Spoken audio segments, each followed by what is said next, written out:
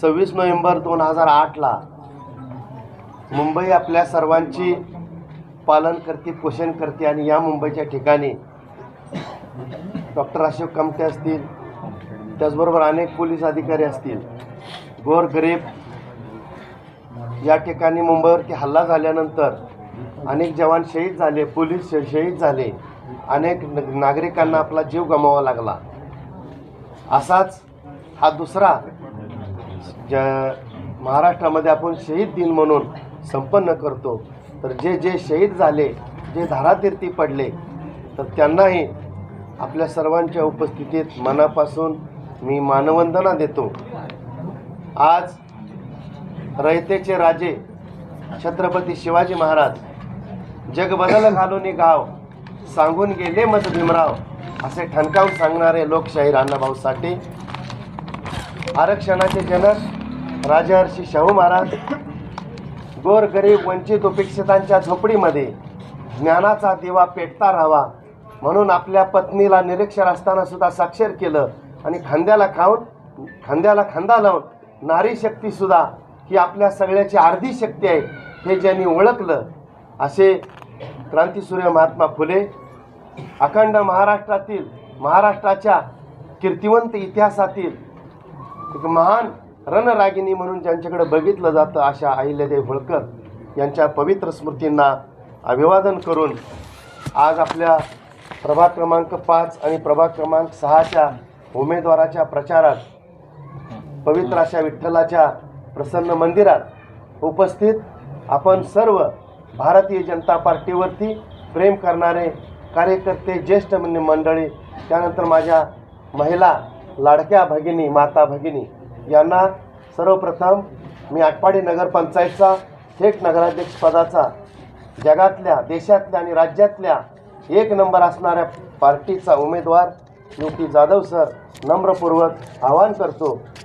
आज आपल्या प्रचारार्थ या ठिकाणी अखंड महाराष्ट्रानं ज्यांना डोक्यावरती घेतलं, ज्यांनी डोक्यामध्ये घेतलं आणि ज्या तरुणाईनं अंतःकरणामध्ये घेतलं असे आपल्या सर्वांचे लाडके नेते आदरणीय गोपीचंद पडळकर साहेब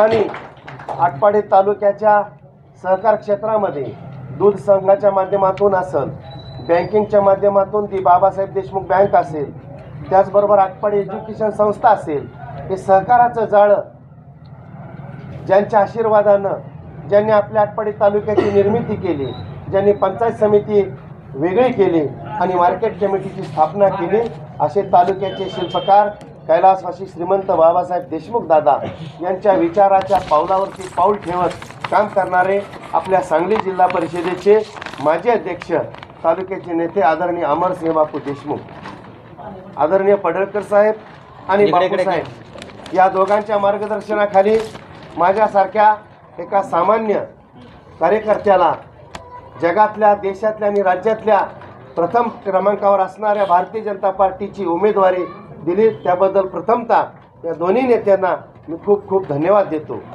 तर आज अशा या पांडुरंगाच्या विठ्ठलाच्या चरणी या ठिकाणी प्रचाराची सभा होते। प्रभाग क्रमांक 5 मधून आमचे सन्मित्र, तसे वजनानं सुद्धा ते माझ्यापेक्षा शेट जरा झाल दिसतात, त्यामुळे मी जरी छोटा असलो तर मला काय आता पुढं लढायला भीती अजिबात वाटत नाही, असे आपले नाथाजी शामराव लांडगे। आणि प्रभाग क्रमांक 6 मधून ज्या प्रभागात मी येतो, ज्या सोमेश्वराच्या पंचक्रोशीमध्ये मी राहतो, तो माझा प्रभाग क्रमांक 6 आणि त्या प्रभाग क्रमांक 6 मधले बापूसाहेबांचे खास विश्वास असलेले एक तरुण तडफदार काम करण्याचा एक त्यांच्याकडं धमक असलेलं एक युवा म्हणून ज्यांच्याकडे बघितलं जातं ते उमेदवार ऋषिकेश बाळासाहेब देशमुख। आणि या सगळ्यांचा प्रचाराचा गाडा पुढं हाकत असताना उपस्थित तालुक्याचे भारतीय जनता पार्टीचे नेते जयवंतभाऊ सरगर, माजी अध्यक्ष उमाजीराव सरगर, मार्केट कमिटीचे माजी संचालक विष्णुमंत मामा अर्जुन, तालुक्याचे विद्यमान अध्यक्ष या ठिकाणी दादासाहेब भुबाले उपस्थित आहेत। त्याचबरोबर प्रभाग क्रमांक 3 मधून एक चांगली उमेदवारी तयारी केलेली होती, परंतु पक्षाचा आदेश शिरसावंत मानून आदरणीय पडळकर साहेबावरती, बापूसाहेबावरती विश्वास ठेवून अधिकृत उमेदवारासाठी 2 पावलं मागं सरून या ठिकाणी माझा फक्त प्रभाग एकच नाही तर 17 प्रभाग आहे असं समजून काम करणारं धडाडीचं व्यक्तिमत्व आणि प्रगतशील बागायतदार म्हणून ज्यांच्याकडे बघतो आपण असे यशवंतराव मेटकरी असतील. प्रभाग क्रमांक 6 मधून उमेदवारी इच्छा व्यक्त केली असे जीवनराव पोळ असतील. या ठिकाणी मंगलनाथ देशमुख ज्येष्ठ भाजपचे नेते आहेत, फडतरे साहेब आहेत. आणि महत्त्वाचं आपल्या या आटपाडी जिल्हा परिषद गटामध्ये पूर्वी काही जणांना वाटायचं कामं हे आम्हीच करतो, परंतु त्यांच्याही पुढं ताकदीनं धडाडीनं काम करणारा जिल्हा परिषदचा सदस्य कसा असावा. कोट्यावधी रुपयांचा निधी आदरणीय गेल्या पंचवार्षिकला पंचायत झेडपीला राजेंद्र अण्णांचं मार्गदर्शन, बापूसाहेबांचं मार्गदर्शन, पडळकर साहेबांची साथ, परमानंद शेट्टी यांची साथ, यांच्या साथीनं धडाडीनं कोट्यावधी रुपयांचा निधी या ठिकाणी आणण्यात ज्यांना यश आलं असे आपल्या माझे बंधू मित्र अरुणभाऊ बालटे उपस्थित आपण सर्वजण, श्यामराव पेंटर आहेत, बरेच जण, त्यानंतर मोगो आहे. त्यानंतर महत्त्वाचं म्हणजे साहेब आरक्षण पडल्यानंतर पहिल्यांदा मला म्हणले सर विचार करताय का, असे माझे बंधू राजेंद्र बालटे असतील. त्याचबरोबर असंख्य या ठिकाणी माझे मंडळी आहेत. या ठिकाणी सोमा अडसूळ आहेत, त्यानंतर अशोक अण्णा लांडगे पेंटरच्या मागच बसलेत, पानपट्टी चालवतेत. पण मला वाटतं ह्या साठे नगरातल्या राजकारणाच्या चाव्या खरं तिथूनच फिरते. कोण कसा आहे, कुठं आहे, काय केलं, काय होतं. या ठिकाणी लांडगे सरी आहेत. म्हणजे असंख्य या ठिकाणी मंडळी आहेत. बाळासाहेब मेटकरी एक अतिशय प्रामाणिक, पडळकर साहेबांवरती सच्चे प्रेम ठेवून ते सुद्धा इच्छुक होते थेट नगराध्यक्षाला. पण बाळासाहेब म्हणलं जरा आमच्याकडे बघायला लागतंय. म्हणजे बाळासाहेब म्हणले ठीक आहे तुमच्यासाठी सर मी काय पण. म्हणजे अशा पद्धतीने बाळासाहेब मी थांबले. या ठिकाणी बरेचशी मंडळी आहेत, विजयराव आहेत, नावं घेईल तेवढी थोडी आहेत. तर बंधूंनो, आता ही निवडणूक जी होत्या, माझ्या माता भगिनी लाडक्या बहिणींना ही विनंती आहे. या ठिकाणी प्रदीप लांडगे पंच म्हणून त्यांनी चांगलं काम केलेलं आहे. बरेचशी म्हणजे थोडक्यात या ठिकाणी नवनाथ रणदेव सुद्धा दिगंचीवरनं आले, आमचे लांडगे पुष्टमन आहेत. म्हणजे जेवढी नावं घ्या होती, म्हणजे कारण या नगरामध्ये मी लहानाचा मोठा झालोय. माझे मित्र संतोष चिंतू लांडगे आता कोल्हापुरात आहेत, सतीचा भाव. आता राजकारणात कुठं आहेत काय मला माहित नाही, पण आता थेट नगराध्यक्षाला मी आहे म्हणल्यानंतर ते आता माझ्यासाठी 1-2-4 दिवस मुक्कामला गडी येतो म्हणलाय. आणि जर आला कुठं काय करायचं सांगायला लागला, आपलं सांगायला लागला तर नक्कीच आपण त्याला सोबत घेणार आहे. आणि वेगळं काय सांगायला लागला तर मला फक्त मोगू तुम्ही सांगायचं, तुमचा चोलत भावच दिसतोय. हां, म्हणजे थोडक्यात या प्रभागामध्ये आताच दत्ताभाऊंनी सांगितलं. आणि महादांना कुठं गेलं, महादांनाला बहुतेक खुर्ची ठेवलेली दिसत नाही, त्यामुळं बहुतेक ते बाहेर थांबलेले असतील. महादेव लांडगे या ठिकाणी आपल्या प्रभाग 6 मधले सुद्धा बरेचसे युवक कार्यकर्ते या ठिकाणी उपस्थित आहेत. या ठिकाणी राजाभाऊ देशमुख आहेत, माझे सन्मित्र दुसरे संतोष लांडगेजी महाई सेवा केंद्र शासकाची योजना राबवणारे मित्र बाहेर थांबलेले आहेत. या ठिकाणी आपल्या समाज कल्याण सभापती उज्ज्वलाताई लांडगे त्यांचे चिरंजीव या ठिकाणी उपस्थित आहेत. पावडे आहे, त्यानंतर माऊली आहेत, त्यानंतर हर्षवर्धन लांडगे, राजवर्धन लांडगे, सगळी कंपनी आहे. म्हणजे जेवढी नावं घ्याल मतदार यादीला माझ्या पुढे ठेवली तर उमेदवारापेक्षा मी सगळ्याच्या ओळखी जास्त काढून दाखवतो नाही बघा. तर अशा पद्धतीचा ही सुद्धा साठेनगर म्हणजे मी पूर्वीपासून 1997 पासून माझं माहेरघर मानलेला एक कार्यकर्ता आहे.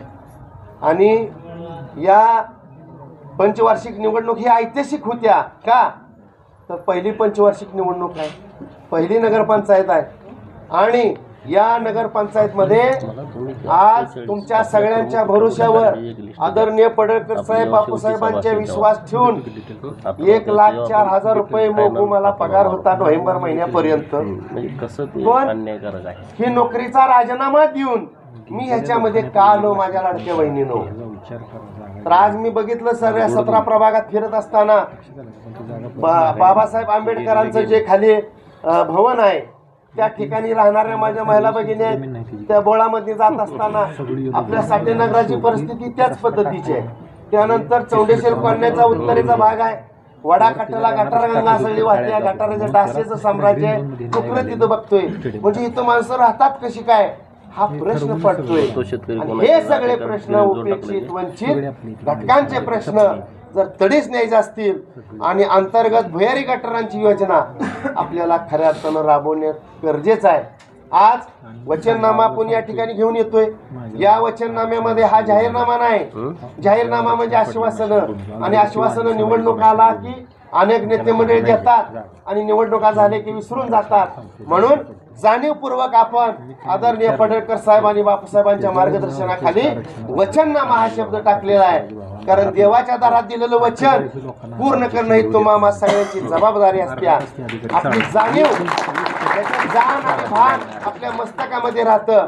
म्हणून वचन हे शब्द वापरले, वचननामा आहे. या वचननाम्यामध्ये यापूर्वी प्रशासक राज 3 वर्ष आपल्या नगरपंचायतमध्ये कार्यरत आहे आणि याचा गैरवापर करत हा कोणाच्या पार्टीचा तो कोणाच्या पार्टीचा असं बघून कोणाला विश्वासात न घेता जी सक्तीनं जी आरक्षण लादली गेलेली आहेत, जे काही जणांच्या जमिनीवरती, काही जणांच्या प्लॉटवरती, तर जर केंद्रात आपल्या भाजपाची सत्ता आहे, राज्यामध्ये भाजपाची सत्ता आहे आणि नगरपंचायत मध्ये जर आदरणीय पडळकर साहेब आणि बापूसाहेबांच्या विचारधारेची कमळाच्या चिन्हाची जर नगरपंचायत आपण आणली तर सक्तीनं लादलेला हा जो प्रारूप गाव विकास आराखडा आहे तो बाजूला सारून सगळ्यांच्या सर्व संमतीनं सर्व नगरसेवकांच्या नेते मंडळाच्या विश्वासात पात्र राहून तुमच्या समोर तो मांडला जाईल आणि कशा पद्धतीने करावा हा विचार तुमचा घेतला जाईल आणि मगच तो गाव प्रारूप विकास आराखडा राबवण्याची हमी या नेते मंडळाच्या माध्यमातून.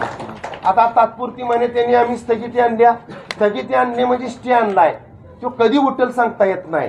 म्हणजे आपल्या बोकांडी हे भूत लादलेलं आहे, पण स्टे आहे. तर हा निर्णयच रद्द करून नवीन गाव विकास आराखडा कसा निर्माण करता येईल त्यासाठी देवाभाऊंचे लाडके महाराष्ट्रातले 288 मध्ये असणारे आमदार, लाडक्यातला लाडका आमदार देवाभाऊंचा कोण असेल तर आपल्या बहुजनांचे नेते, सर्वसामान्यांचे नेते आदरणीय पडळकर साहेब आहेत. आणि ताकदीनं या तालुक्यामध्ये विकासाची गंगा यावी म्हणून प्रयत्न करणारे, व्हिजन असणारे नेते आदरणीय बापूसाहेब आहेत. कैलासवासी श्रीमंत बाबासाहेब दादांचा आशीर्वाद आहे. या सगळ्यांचा समृद्ध वारसा थोर साहित्यिक गदी माडगुळकर, व्यंकटेश तात्या माडगुळकर, नासा इनामदार, शंकररावजी खरात हा समृद्ध विचारांचा वारसा आहे. त्याचबरोबर आपल्या या लोकशाहीर अण्णाभाऊ साठे, क्रांती सूर्य महात्मा फुले, राजर्षी शाहू महाराज, डॉक्टर विश्वरत्न डॉक्टर बाबासाहेब आंबेडकर, जनतेचे रयतेचे राजे छत्रपती शिवाजी महाराज, अहिल्यादेवी होळकर, यशवंतराव होळकर, त्यानंतर महात्मा बसवेश्वर असतील, अशा थोर महाभूतींचा विचार घेऊन आपण काम करणारी सगळी बंधू मंडळी आहे.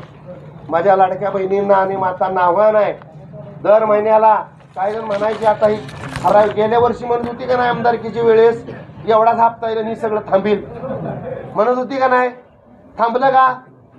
नाही थांबलं. त्याचं कारण आपल्या महाराष्ट्रातल्या तमाम गोर गरीब रयतेचा विचार करणारा महाराष्ट्राचा मुख्यमंत्री आदरणीय देवाभाऊ तिथं आहेत आणि त्यांनी वचन दिलं ही योजना जरी विधानसभेच्या निवडणुका गेल्या वर्षी नोव्हेंबरला झाल्या तर त्या बंद होणार नाही. ही योजना कायमस्वरूपी माझ्या माता भगिनींसाठी, लाडक्या बहिणींसाठी चालूच राहील आणि ते वचन अद्यापही त्यांनी पाळलेलं आहे.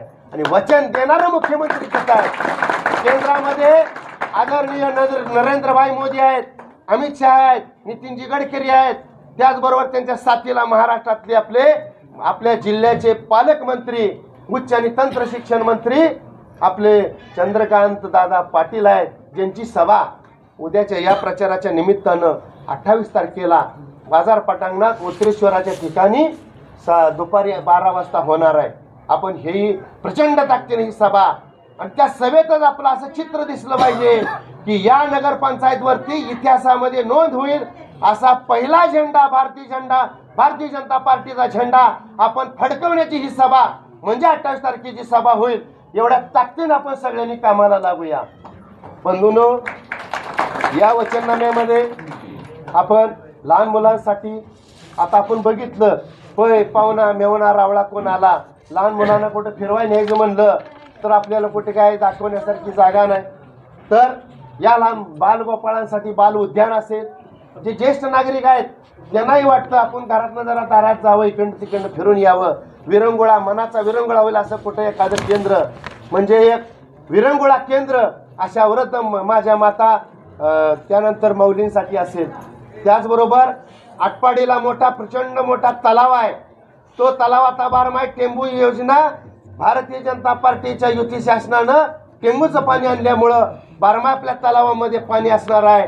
आणि या तलावामध्ये आपल्याला आणि आपल्या घरी येणाऱ्या पाहुण्यांना सुद्धा एक चांगल्या पद्धतीचं दर्शन होईल असं पर्यटन स्थळ निर्माण करण्याचं स्वप्न या ठिकाणी आदरणीय पडळकर साहेब आणि बापू साहेबांनी डोक्यात घेतलेलं आहे. पर्यटन स्थळ आणि त्या तलावामध्ये बोटिंगची व्यवस्था कशी होईल, त्याचबरोबर छोट्या मोठ्या व्यापाऱ्यांसाठी स्वतंत्र अशी व्यापारी पेठ कशी निर्माण करता येईल. गटारांचा प्रश्न आहे, पाणी ह्याच्या दारातनं त्याच्या दारात जातंय आणि ते घाण पाणी माझ्या दारातनं तुझ्या दारात आलं म्हणून या ठिकाणी कुस्तीचा फड न सांगता आपापल्या गल्लीत शेजारी निर्माण होतोय. आणि हे थांबवण्यासाठी भुयारी गटारांची योजना निर्मिती असेल. आपल्या गावामध्ये आपल्या या भागामध्ये अनेक हुशार मुलं आहेत. बाबासाहेब आंबेडकरांनी सांगितलंय, बाळांनो शिका, संघटित व्हा आणि संघर्ष करा.